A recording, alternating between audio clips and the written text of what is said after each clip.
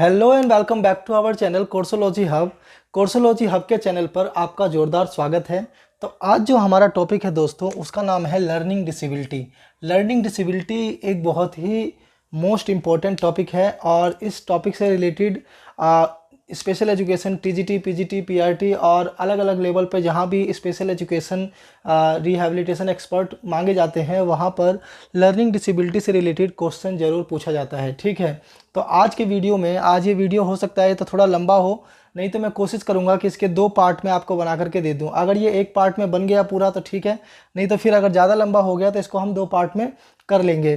तो learning disability का जो ये वीडियो है, इसके ऊपर हम आज क्या क्या पढ़ने वाले हैं, सबसे पहले ये बात कर लेते हैं। सबसे पहले हम थोड़ा सा लर्निंग डिसेबिलिटी का इतिहास जानेंगे, फिर हम ये जानेंगे कि इसके अंदर कंडीशन क्या क्या हो सकती है, फिर हम इसकी कैटेगरी के बारे में जानेंगे और फिर जानेंगे कि क्या ये क्यूरेबल है, यानी कि उपचारात्मक है या नहीं है। ठीक है, तो यानी कि आज हम लर्निंग डिसेबिलिटी के बारे में एक अच्छा खासा डिस्कस करने वाले हैं और आई होप कि इस सेशन को अटेंड करने के बाद आप लर्निंग डिसेबिलिटी के बारे में काफ़ी अच्छी नॉलेज ले लेंगे और ये आपको एग्ज़ाम में काफ़ी हेल्पफुल होने वाली है। ठीक है, तो चलिए फिर ज़्यादा देर ना करते हुए हम लोग लर्निंग डिसेबिलिटी के बारे में बात करना स्टार्ट करते हैं। सबसे पहले अगर हम लर्निंग डिसेबिलिटी के ऐतिहासिक पक्ष की बात करें तो वर्ष 1963 में पहली बार लर्निंग डिसेबिलिटी शब्द का इस्तेमाल सैमुअल ओ क्रिक नाम के व्यक्ति ने किया था। ठीक है, किसने किया था? सैमुअल ओ क्रिक। ठीक है, और ये क्वेश्चन हरियाणा में जो स्पेशल एजुकेशन का एग्ज़ाम हुआ था, वहाँ पर ये क्वेश्चन पूछा गया था कि सबसे प्रथम बार किस व्यक्ति ने लर्निंग डिसेबिलिटी का इस्तेमाल किया था। ठीक है, तो आपको क्या लगाना है? सैमुअल ओ क्रिक। ठीक है, यहाँ पर मैंने लिख भी दिया है, आप चाहें तो इसकी ज़्यादा जानकारी के लिए आप इसको गूगल भी कर सकते हैं, लेकिन इतनी जानकारी काफ़ी है कि सबसे पहले लर्निंग डिसेबिलिटी शब्द का इस्तेमाल किस व्यक्ति ने किया था, तो उसका नाम है सैमुअल ओ क्रिक। उसके बाद अगर बात करें 1963 से फिर 1969 में एक और घटना हुई। वो क्या था कि अमेरिकी संसद ने पहली बार लर्निंग डिसेबिलिटी को क्या किया, एक एक्ट बना करके शामिल कर दिया। किसमें?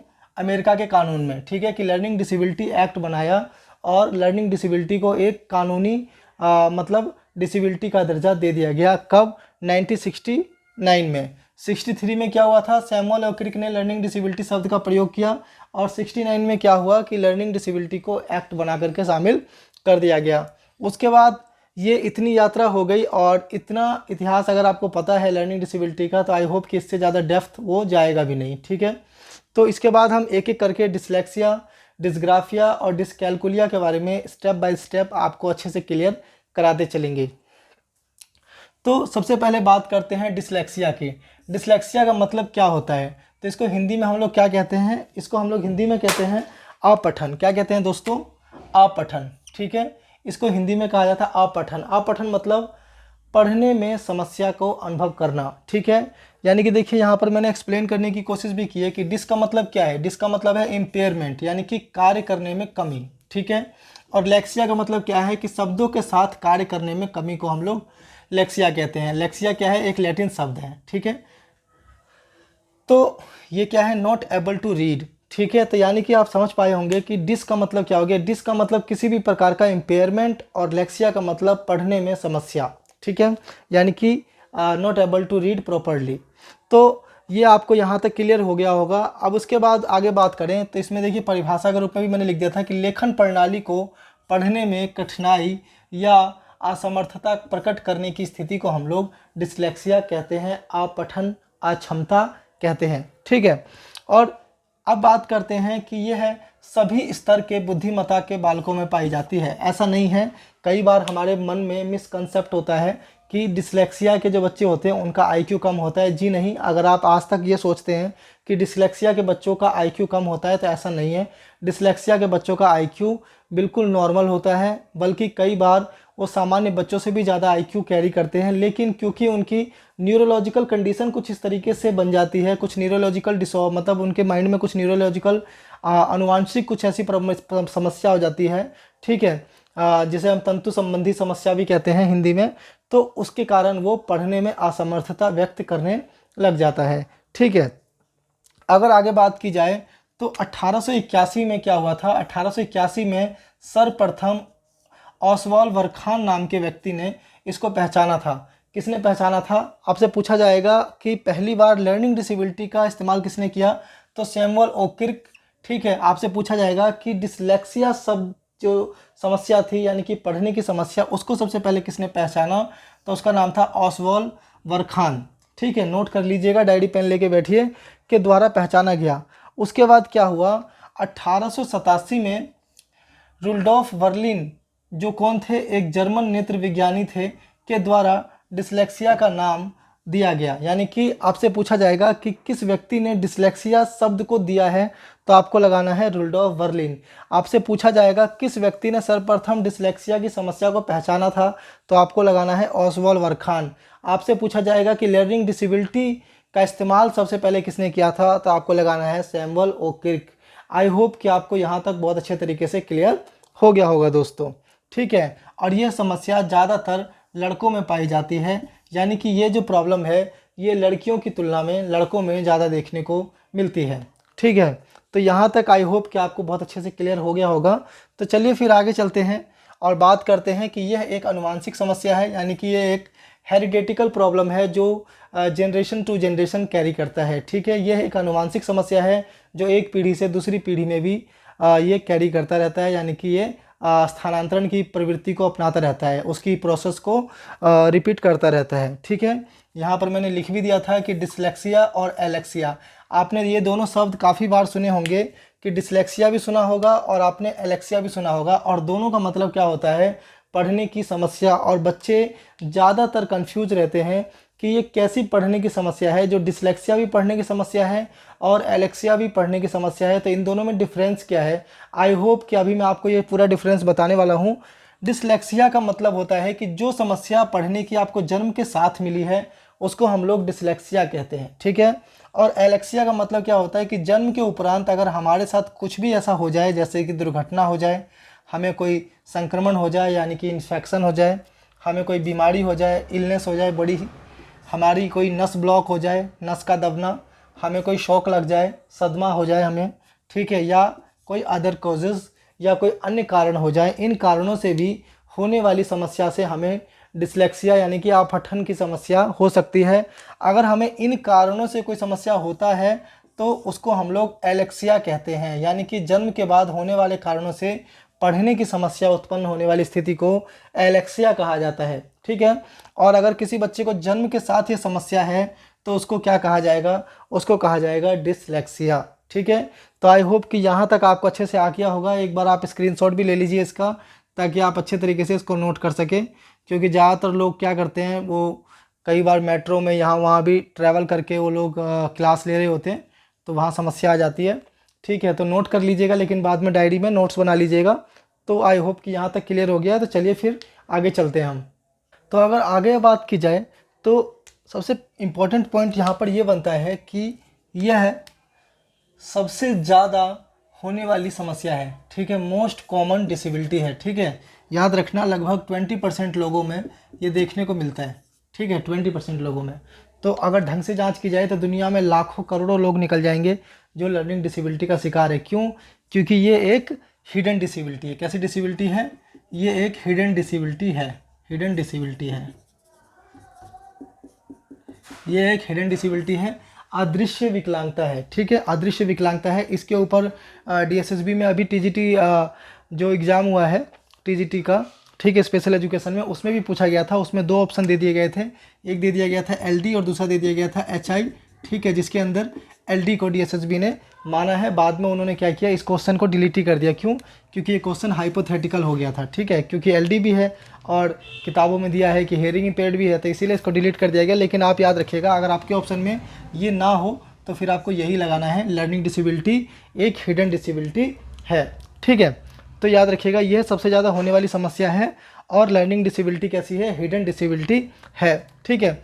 अगर बात की जाए एसएलडी की फुल फॉर्म की, कई बार पूछ लिया जाता है कि एसएलडी का फुल फॉर्म बताइए, तो आपको क्या बताना है, स्पेसिफिक लर्निंग डिसेबिलिटी, ठीक है, अधिगम अक्षमता, ठीक है, स्पेसिफिक लर्निंग डिसेबिलिटी, ठीक।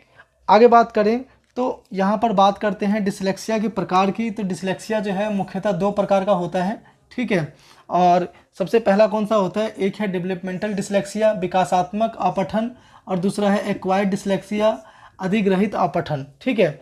अब इन दोनों में क्या क्या क्या क्या मतलब रीज़न है, मैंने बहुत शॉर्ट में लिखा है क्योंकि ज़्यादा लिखना ना पड़े, और मैं कोशिश करता हूँ कि एक्सप्लेनेशन के माध्यम से ही आपको ज़्यादा बताया जाए। तो डेवलपमेंटल डिसलेक्सिया का मतलब है कि ये वो डिसलेक्सिया है जो जन्म के साथ होता है। किसी बच्चे को जन्म के साथ अगर मतलब उसे लर्निंग डिफ़िकल्टी है, ठीक है, तो वो डेवलपमेंटल डिसलेक्सिया की कैटेगरी में जाएगा, विकासात्मक, यानी कि उसका विकास होता गया और उसके साथ उसे समस्या हुआ। लेकिन ये कौन सा है, ये है एक्वायर्ड डिसलेक्सिया का मतलब है कि जीवन में चोट लग गया, सदमा लग गया, मतलब बीमारी हो गई या इस तरह का कोई प्रॉब्लम हो गया जिसके कारण आपको डिसलेक्सिया की प्रॉब्लम हो गई, तो इसे हम लोग एक्वायर्ड डिसलेक्सिया कहते हैं, मतलब अधिग्रहण कर लेना, जीवन के किसी भी मोड़ पर अधिग्रहण कर लेना। सेम जैसे इसे कह सकते हैं हम लोग डिसलेक्सिया, और इसको कह सकते हैं हम लोग एलेक्सिया। ठीक है, आई होप कि आपको क्लियर हो गया होगा। अगर बात करें इसके कारण की, तो कारण जो है ये आनुवांशिक और पर्यावरण दोनों कारणों का मिला जुला रूप है, यानी कि हेरिडिटी और इन्वायरमेंट का ये मल्टीफिकेशन है। ठीक है, यानी कि कोई भी एक कारण जो है इसके लिए प्रिंसिपल नहीं हो सकता है, ये दोनों कारण इसके लिए कहीं ना कहीं प्रधान है। तो कौन कौन सा बताया मैंने, एक बताया मैंने आनुवांशिक और दूसरा बताया मैंने पर्यावरण। ठीक है, और क्योंकि आप स्पेशल एजुकेशन की तैयारी कर रहे हैं तो कौन कौन से पर्यावरणीय कारण हो सकते हैं और कौन कौन से आनुवांशिक कारण हो सकते हैं, वो मैं यहाँ पर उसकी ब्रीफिंग में नहीं जाऊँगा, क्योंकि उसकी ब्रीफिंग में जाऊँगा तो क्लास काफ़ी लंबी हो जाएगी। तो ये आपने अगर स्पेशल एजुकेशन का थोड़ा भी अगर आपने बीएड वगैरह और डीएड वगैरह अच्छे से किया है तो आपको पता होगा ये। ठीक है, ये मैं उम्मीद रख सकता हूँ। और एक छोटा सा जीके है यहाँ पर कि एक ऐप होता है ओपन डिसलेक्सिक नाम का, और इसको बनाने वाले जो व्यक्ति थे इनका नाम था अल्वार्डो गेंजालेज। ठीक है, ABELARDO उसके बाद है गेंजालेज का GANZALEX। ठीक है, गेंजालेज, इन्होंने कौन सा ऐप बनाया था, ओपन डिसलेक्सिक, और ये डिसलेक्सिया से जो ग्रसित बच्चे हैं उनको हेल्प करता है। ठीक है, उसके बाद अगर बात की जाए कि इनकी स्क्रीनिंग की, इनको पहचाना कैसे जा सकता है, तो हम लोग क्या क्या कर सकते हैं ऐसा काम जिससे कि इनको आसानी से पहचाना जा सके, तो वो है प्लान्ड ऑब्जर्वेशन, यानी कि हम इन लोगों का निरीक्षण कर सकते हैं। ठीक है, इनकी गतिविधियाँ, इनकी एक्टिविटी के ऊपर देख सकते हैं, सीरीज़ ऑफ टेस्ट दे सकते हैं इनको। आजकल बहुत सारे ऐसे टेस्ट आ गए हैं जो कि बच्चों को आसानी से हम लोग उसको दे करके उसको जांच सकते हैं कि उसके अंदर कुछ लर्निंग डिसेबिलिटी के कुछ पॉइंट तो नहीं है। उनकी रीडिंग डिफ़िकल्टी टेस्ट ले सकते हैं उन बच्चों का। उनके माइंड का जो इलेक्ट्रिकल सिग्नल होता है इसकी जांच कर सकते हैं। कैसे होता है ये, ऐसे होता है कि उनके बच्चों को ये पहना दिया जाता है गैजेट सर में, और उसके बाद एक नॉर्मल बच्चे का ऑब्जर्वेशन किया जाता है कि उसके रिस्पॉन्स कैसे आ रहे हैं और उस समय उसका माइंड कैसे रिएक्ट कर रहा है, और फिर इन बच्चों को पहनाया जाता है और फिर इनसे सेम वही सवाल पूछे जाते हैं और इनका रिएक्शन देखा जाता है, और उससे हमारे इनके माइंड का सिग्नल कैसा रिएक्ट कर रहा है इसकी जाँच की जाती है, यानी कि इलेक्ट्रिकल सिग्नल की जाँच की जाती है। उसके बाद फंक्शनल डिफरेंस देखा जाता है, यानी कि उसके जो मस्तिष्क बना है उसका वो किस तरह से फंक्शन करता है, उसके डिफरेंसेस को देखा जाता है। उसके स्ट्रक्चर को ऑब्जर्व किया जाता है कि मस्तिष्क की बनावट कैसी है, सामान्य बच्चे की मस्तिष्क की बनावट कैसी है और उस बच्चे की मस्तिष्क की बनावट कैसी है, और इनकी जीन्स की हिस्ट्री यानी कि आनुवांशिक जाँच भी की जाती है।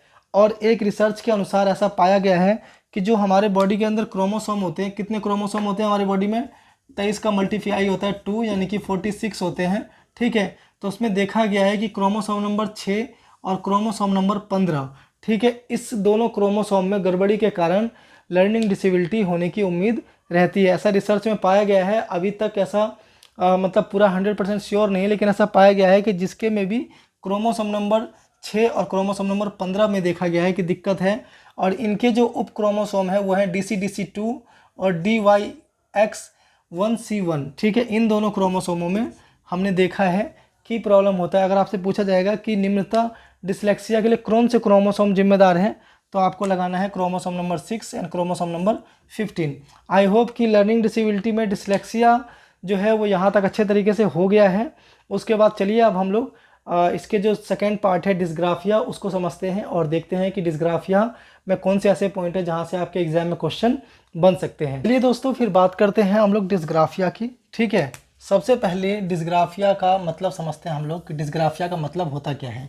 तो देखिए यहाँ पर मैंने लिख भी रखा है कि डिस का मतलब क्या बताया था मैंने, इम्पेयरमेंट, और ग्राफिया का मतलब मैंने बताया था राइटिंग। ठीक है, यानी कि राइटिंग संबंधी समस्या, लेखन संबंधी समस्या को हम लोग डिस्ग्राफिया कहते हैं, और इसको एक और उपनाम से भी जाना जाता है जिसको हम लोग कहते हैं ट्रांसक्रिप्शनल डिसेबिलिटी। क्या कहते हैं, ट्रांसक्रिप्शनल डिसेबिलिटी।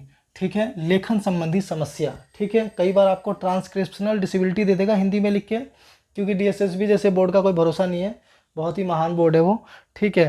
तो ट्रांसक्रिप्शनल डिसेबिलिटी दे देगा और उसके बाद में आपसे पूछेगा, तो इसीलिए आपको पता होना चाहिए कि इसको ट्रांसक्रिप्शनल डिसेबिलिटी भी कहा जाता है, ठीक है, डिस्ग्राफिया को, ठीक है। और ये फाइन मोटर से संबंधित समस्या आपको देखने को मिलती है, ठीक है। अगर लक्षण की बात की जाए तो लक्षण बहुत सारे हैं, लेकिन मैंने कुछ प्रमुख लक्षण लिखे हैं। तो याद रखिएगा कि लेखन संबंधी समस्या रहती है बच्चों को, हाथ में दर्द होता है, मांसपेशियों में दर्द होता है, स्वेलिंग ज़्यादा आती है, पसीने बहुत आते हैं, ठीक है, छोटे बड़े अक्षरों को मिला नहीं पाते हैं, ठीक है, बहुत धीरे लिखते हैं और बहुत ही धीरे भी लिखते हैं, गंदा भी लिखते हैं, डर्टी राइटिंग होती है इनकी, और ये सोच सोच के लिख नहीं पाते हैं, ठीक है, अक्षरों को पलट देते हैं, अक्षरों की अंडरस्टैंडिंग नहीं हो पाती है इनके साथ में मतलब ये काफ़ी देर तक नहीं लिख सकते हैं, ठीक है। इनको थिंकिंग पावर, जो इनकी थिंकिंग अप्रोच होती है, बहुत ही इंट्रोवर्ट होती है, ठीक है। तो इस तरीके से इनके अंदर ये समस्याएं होती हैं। बाकी अगर आपको देखना है और भी बहुत सारे लक्षण देखने हैं तो आप किताब खोलिए, नेट का सहारा लीजिए, आपको काफ़ी सारा मिलेगा। मैं यहाँ पर जो आपको टॉपिक करा रहा हूँ वो आपके एग्जाम पॉइंट ऑफ व्यू से करा रहा हूँ, जहाँ से कि आपके क्वेश्चन बनने की उम्मीद ज़्यादा होती है, ठीक है। उसके बाद बात करते हैं हम लोग इसके डिफरेंसेस की। एग्राफिया और डिस्ग्राफिया में क्या डिफरेंस है, सेम पिछली वाली की तरह ही है, जैसे डिसलेक्सिया और एलेक्सिया में था ऐसे इसमें है। डिस्ग्राफिया मतलब बाय बर्थ अगर किसी को राइटिंग प्रॉब्लम है तो वो डिस्ग्राफिया का केस होगा, और बाद में चाहे तनाव से, चिंता से, सदमे से, किसी भी कारण से, बीमारी से अगर उसको राइटिंग प्रॉब्लम होती है तो वो एग्राफिया का केस होगा। तो आई होप कि आपको डिस्ग्राफिया और एग्राफिया में अंतर पता लग गया होगा। डिस्ग्राफिया मतलब बाय बर्थ जिसको राइटिंग प्रॉब्लम है, और एग्राफिया लाइफ के ड्यूरिंग फेज में अगर उसे कोई प्रॉब्लम हो गई तो एग्राफिया हो जाएगा, ठीक है। उसके बाद हम बात करते हैं इसके प्रकार की, ठीक है। प्रकार में क्या क्या है, तो प्रकार में है, पहला है मोटर ग्राफिया, ठीक है। मोटर ग्राफिया में क्या होता है कि डिस्ग्राफिया के प्रकार बता रहा हूँ। मोटर ग्राफिया में किसी भी बच्चे को लेखन में मांसपेशी संबंधी समस्या है, जैसे उसके हाथ में स्वेलिंग आती है, पसीना आता है, दर्द होता है उसके हाथों में, ठीक है, उसको पेन सही से नहीं पकड़ पाता है वो, ठीक है, उसको पेन फील होता है, तो ऐसे केसेस में वो मोटर ग्राफिया का केस होगा, ठीक है। अब बात करते हैं हम लोग डिसलेक्सिक डिस्ग्राफिया का। इसमें क्या होगा, डिसलेक्सिक डिस्ग्राफिया में वो बच्चा, जैसे हम लोग कहते हैं कि चलो द काऊ के ऊपर ऐसे लिखो, तो आप कैसे लिखते हो, काई की 2 आँख होती है सोच के, उसके 2 सींग होते हैं, 2 कान होते हैं, उसके बाद एक मुंह होता है, गाय दूध देती है, काले रंग की होती है, सफ़ेद रंग की होती है, सोच के लिखते हो ना।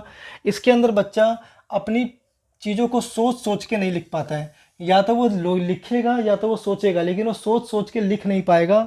इसमें उसको इस तरह की समस्या देखने को मिलती है। उसके बाद बात करते हैं स्पाइशियल डिस्ग्राफिया की।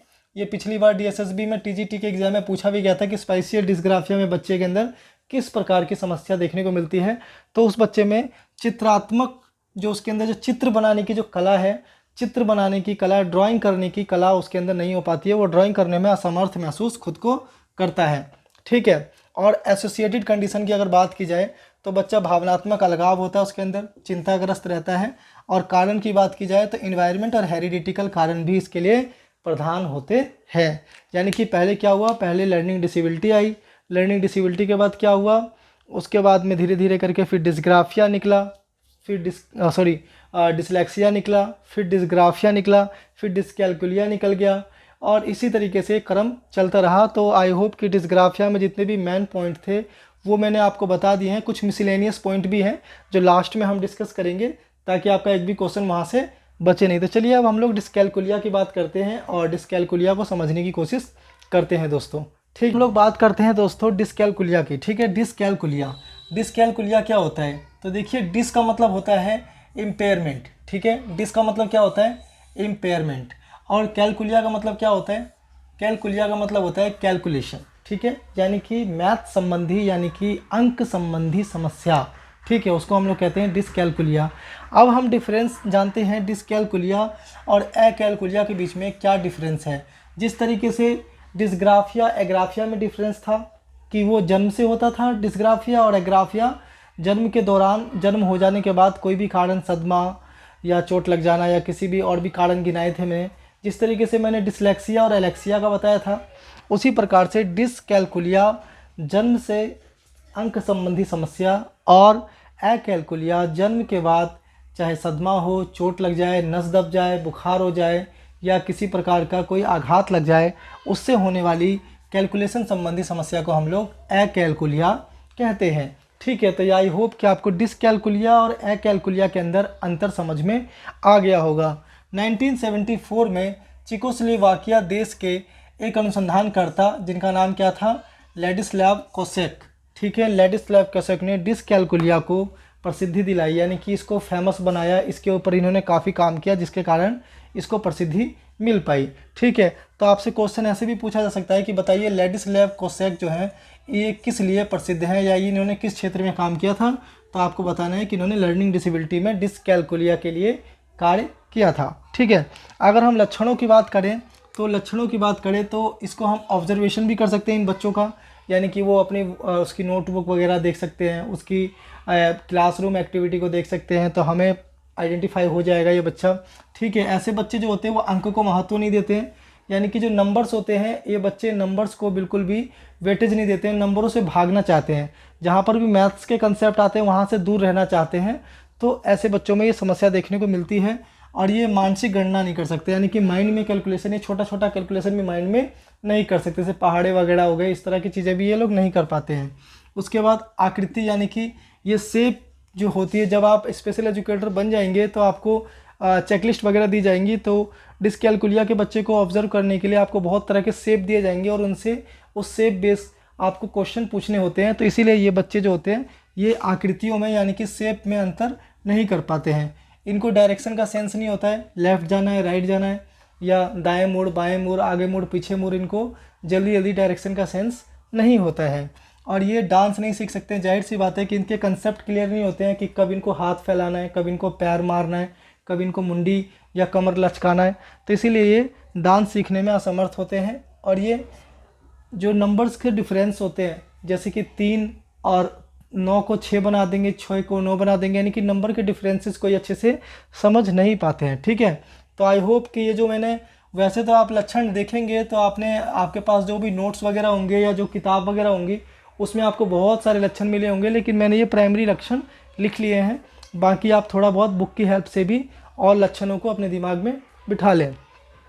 अगर हम बात करें दोस्तों कि पहचान करने के लिए कि इसको कैसे पहचाना जा सकता है, तो पहचान करने के लिए हम इनका एक तो ऑब्जर्वेशन कर सकते हैं, निरीक्षण कर सकते हैं, और एफएमआरआई टेस्ट का भी यूज़ कर सकते हैं। एफएमआरआई का यूज़ होता है कि ये एक माइंड का टेस्ट होता है जिससे कि हम माइंड की एक्टिविटी को ऑब्जर्व करते हैं। एफएमआरआई का फुल फॉर्म होता है फंक्शनल मैग्नेटिक रेजोनेंस इमेजिंग।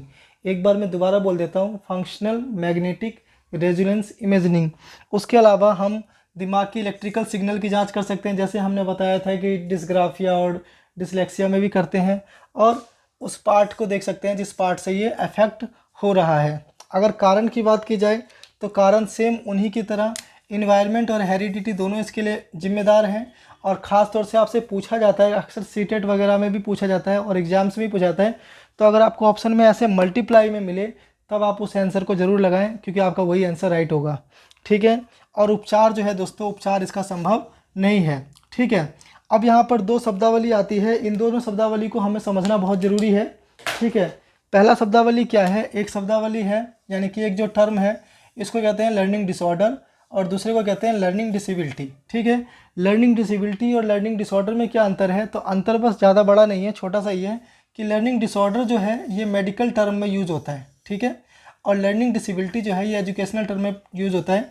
आप बीइंग ए स्पेशल एजुकेटर आपको पता होना चाहिए कि कहाँ पर डिसेबिलिटी और कहाँ पर डिसऑर्डर का यूज़ किया जाता है। ठीक है, तो आई होप कि ये भी आपको अच्छे से क्लियर हो गया होगा दोस्तों।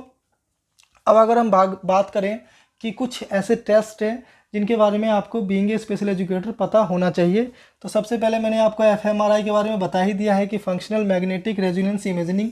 ठीक है, मैंने यहाँ लिख भी दिया है, सॉरी इसके ऊपर लाइन चल गया। तो functional magnetic resonance imaging Google भी करेंगे तो मिल जाएगा आपको इसका फुल फॉर्म। ठीक है, और पैट, ठीक है, पैट का भी यूज होता है, ये भी माइंड का टेस्ट होता है, इससे भी हम माइंड के इलेक्ट्रिकल सिग्नल्स की जांच करते हैं। ठीक है, पोस्ट्रॉन इमोशन टोपोग्राफी। ठीक है, उसके बाद एक टेस्ट होता है जिसको हम लोग कहते हैं बंगौर टेस्ट। ठीक है, ये लिख भी दिया है यहाँ में मैंने, बंगौर टेस्ट। ठीक है, ये बहुत ही फेमस टेस्ट है और ये डिसलेक्सिया के बच्चों के ऊपर अप्लाई होता है। और रेस्क्यू कैलकुलेशन एक सॉफ्टवेयर है, ये अमेरिका वगैरह में यूज़ होता है, ठीक है। ये बच्चों को हेल्प करता है, लर्निंग डिसेबिलिटी के बच्चों को कार्य सीखने में। रेस्क्यू कैलकुलेशन ये मेरे को मिल गया था किसी सोर्स से, इसलिए मैंने इसको शामिल कर लिया। और उसके अलावा एक टेस्ट है एलना बॉर्डर टेस्ट। इसको कहते हैं border test of reading and spelling pattern. ये रीडिंग और स्पेलिंग पैटर्न के मतलब हेल्प करता है बच्चे को आइडेंटिफाई करने में कि उस बच्चे में कोई प्रॉब्लम है या नहीं, ठीक है। तो मैंने पैट के बारे में बता दिया आपको, एफएमआरआई के बारे में बता दिया, बंगोर टेस्ट के बारे में बता दिया, और रेस्क्यू कैलकुलेशन के बारे में बता दिया, और एलना बॉर्डर टेस्ट के बारे में बता दिया। कुछ टेस्ट भारत में भी यूज होते हैं, ठीक है। इन टेस्टों के बारे में भी आपको पता होना चाहिए। तो चलिए इनके बारे में भी थोड़ा सा जान लेते हैं। पहला है डिसलेक्सिया स्क्रीनिंग टेस्ट, ठीक है। और दूसरा है टेस्ट ऑफ डिसलेक्सिया अर्लिंग स्क्रीनिंग टेस्ट, ठीक है। ज़्यादा फेमस नहीं है लेकिन आपको पता होना चाहिए। उसके बाद है एक टेस्ट और है जिसका नाम है grade level assessment device for children with learning disability. ये किसने बनाया था? तो ये बनाया है जयंती नारायण ने, जो कि अभी NIMH में भी कार्यरत हैं, ठीक है। और इन्होंने काफ़ी अच्छा काम किया है भारत में स्पेशल फील्ड में। और दूसरा है diagnostic test of learning disability Swarup and Mehta, ठीक है। ये दोनों टेस्ट आप देख लीजिए, स्क्रीनशॉट ले लीजिए सारे बच्चे, ठीक है, ताकि आप अच्छे से इसको ऑब्जर्व कर सकें, नोट्स वगैरह बना सकें। तो लर्निंग डिसेबिलिटी में मैंने जितना बताया है आपको, ठीक है। आई होप कि अगर क्वेश्चन आता है तो आपके जो PRT लेवल या TGT PGT लेवल पे इससे बाहर क्वेश्चन नहीं आना चाहिए, और काफ़ी आपकी भी तैयारी होगी। आई होप कि मेरे इस सेशन ने आपको काफ़ी हेल्प किया होगा आपके एग्ज़ाम की तैयारी में। तो लाइक शेयर एंड सब्सक्राइब जरूर करें चैनल को, और शेयर करना बिल्कुल ना भूलें। और अगर आपको लगता है कि आप हमारे चैनल को सपोर्ट करना चाहते हैं तो आप हमें 7874008889 के ऊपर फ़ोनपे या पेटीएम से भी हमें सपोर्ट कर सकते हैं, ठीक है। जो भी धनराशि आप हमें देंगे वो हमारे चैनल को बड़ा बनाने में सहयोग करेगा। तो आप हमें फ़ोनपे पेटीएम से भी सहयोग कर सकते हैं। 7874008889 के ऊपर ये लिख दिया मैंने नंबर, और ये देख लीजिए आप लोग अच्छे से। और अगर आपको लगता है कि इसमें कोई टॉपिक अगर छूट गया है या आपको लगता है कि वो भी होना चाहिए, तो आप नीचे कमेंट बॉक्स में बताइएगा। हम कोशिश करेंगे कि उसको भी रिसर्च करके आपके लिए अच्छे से अच्छा कंटेंट लेके आ जाए। तो लाइक शेयर एंड सब्सक्राइब करना बिल्कुल ना भूलें, और हमारे चैनल के साथ जुड़े रहें, और ज़्यादा से ज़्यादा लोगों तक लिंक को शेयर करें ताकि हमारा जो कोर्सोलॉजी हब का परिवार है वो और बड़ा हो सके। तो थैंक यू सो मच। चलिए फिर मिलते हैं आपसे नेक्स्ट वीडियो में।